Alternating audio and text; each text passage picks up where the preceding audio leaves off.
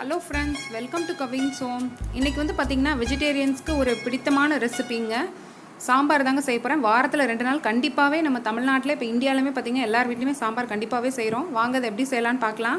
கொஞ்சம் வறுத்து அரைச்சி செய்கிறேங்க மசாலா. ஒரு குக்கரில் 200 கிராம் துவரம்பருப்பு சேர்த்துக்கோங்க. காய் வெட்டும் போது ஊற வச்சுக்கோங்க, ஊற வச்சு சேர்த்துக்கோங்க. அது கூட 3 பச்சை மிளகாய், 8 பல் பூண்டு, 10 சின்ன வெங்காயம் முழுசாகவே சேர்த்துக்கோங்க. வெந்து வரும்போது நல்லா குழஞ்சிரும். 4 தக்காளி. நான் இதில் புளிலாம் சேர்க்க மாட்டேங்க.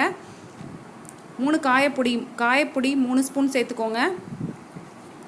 1 ஸ்பூன் மஞ்சள் தூள்.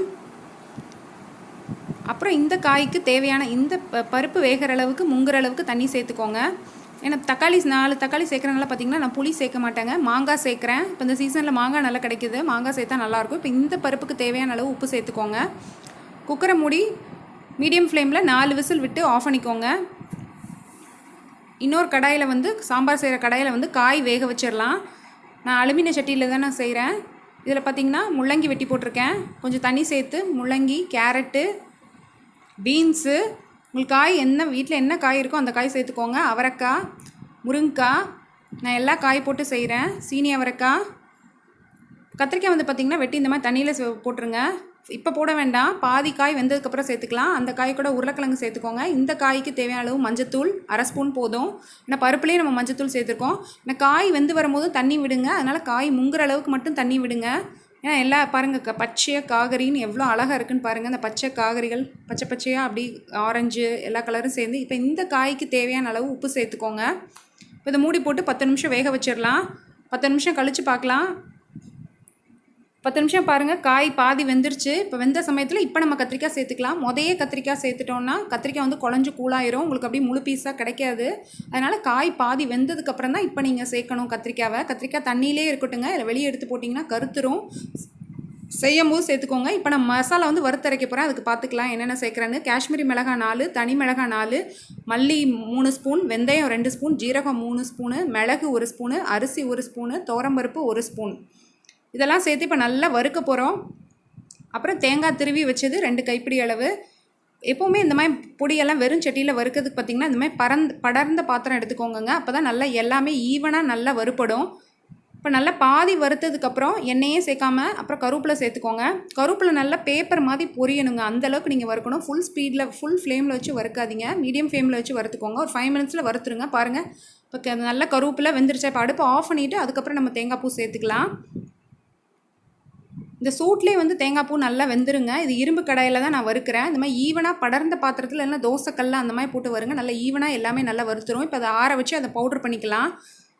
இப்போ பாருங்கள், கத்திரிக்காய் போட்டு 5 மினிட்ஸ் கழித்து மாங்காய் சேர்த்துக்கிட்டேன். மாங்காய் ஒரு 3 நிமிஷத்தில் வெந்துடும். கடைசியாக தான் மாங்காய் சேர்க்கணும். சிலர் பார்த்திங்கன்னா மாங்காய் சேர்த்துமே குழம்பு வந்து கருத்து போயிருங்க. அது எதனால பார்த்திங்கன்னா ஃபஸ்ட்டே நீங்கள் போட்டுருவீங்க, மாங்காய் முதைய வேக போட்டுருவீங்க, இல்லைனா தோலை எடுத்துகிட்டு அந்த மாதிரி போடணும்.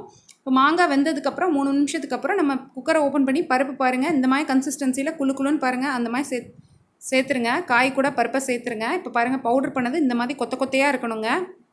இப்போ பாருங்கள், இதையும் நான் மிக்சியில் உள்ள பவுடரையும் ஃபுல்லாக சேர்த்துட்டேன். இந்த குழம்பு 5 பேர்லேருந்து 6 பேர் சாப்பிட்லாங்க. 200 கிராம் துவரம் பருப்பு வச்சு 5 பேர் சாப்பிட்லாம் தாராளமாக. நைட்டு மத்தியானம் சாதத்துக்கு, அப்புறம் நைட்டு தோசைக்கு, இட்லிக்கு சூப்பராக இருக்குங்க அந்த சாம்பார். வறுத்து அரைச்ச சாம்பார். இந்த மாதிரி நீங்களும் ட்ரை பண்ணி பாருங்கள் கன்சிஸ்டன்சி பாருங்கள். இப்போ நம்ம தாளித்து கொட்டிடலாம். இதுக்கு வந்து தேங்காய் எண்ணெய் சேர்த்துருக்கேன். தேங்காய் எண்ணெயில் 2 ஸ்பூன் கடுகு, உங்களுக்கு என்ன பிடிக்குமோ அந்த எண்ணெய் சேர்த்துக்கோங்க. அப்புறம் சின்ன வெங்காயம், 4 மிளகு, அப்புறம் வந்து பூண்டு. இந்த மாதிரி வந்து தோலில் ஏதாவது உங்களுக்கு பூஞ்ச மாதிரி இருந்துச்சுன்னா அதை கழுவிட்டு அதையும் நல்லா இடித்து இதில் சேர்த்துருங்க. தாளிப்பு சேர்த்து பாருங்கள், சூப்பராக இருக்கும், மனம் சூப்பராக இருக்குங்க. அப்புறம் கருவேப்பிலை சேர்த்துக்கோங்க. இது நல்ல பொன்னிறமாக மாறினது நம்ம அப்படியே சாம்பாரில் வந்து ஊற்றிடலாம். பாருங்கள், சாம்பார் வந்து சிம்மில் தாங்க இருக்கணும். அந்த பருப்பும் எல்லாமே சேர்ந்து நல்லா மிக்ஸ் ஆகணும். இப்போ நம்ம தாளிச்ச கொட்டியாச்சு. கொஞ்சம் மீடியம் ஃப்ளேமில் வச்சு அப்படியே கொதிக்க விடணுங்க. இப்போ தான் காயும் உங்களுக்கு அப்படியே கிடைக்கும். கடைசி தான் மல்லித்தலை சேர்க்கணும், அப்போ தான் உங்களுக்கு மனம் சூப்பராக இருக்கும். முதலே சேர்த்துறாதீங்க, கடைசி தூவி விடுங்க. இப்போ தூவி விட்டு ஒரு 5 மினிட்ஸ் அப்படியே அடுப்பில் இருக்கட்டும்.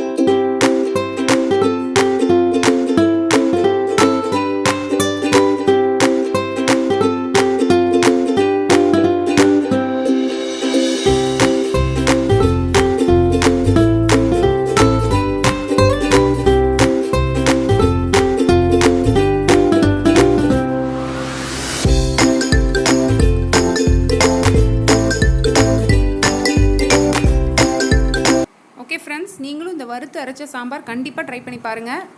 டிஃப்ரெண்ட் டேஸ்ட்டுங்க, சூப்பராக இருந்துச்சு. கவின்ஸ் ஹோம் சேனலை எல்லாருமே பார்க்குறீங்க, மறக்காமல் சப்ஸ்கிரைப் பண்ணிக்கோங்க. டாடா பாய், அடுத்த வீடியோவில் சந்திக்கலாம்.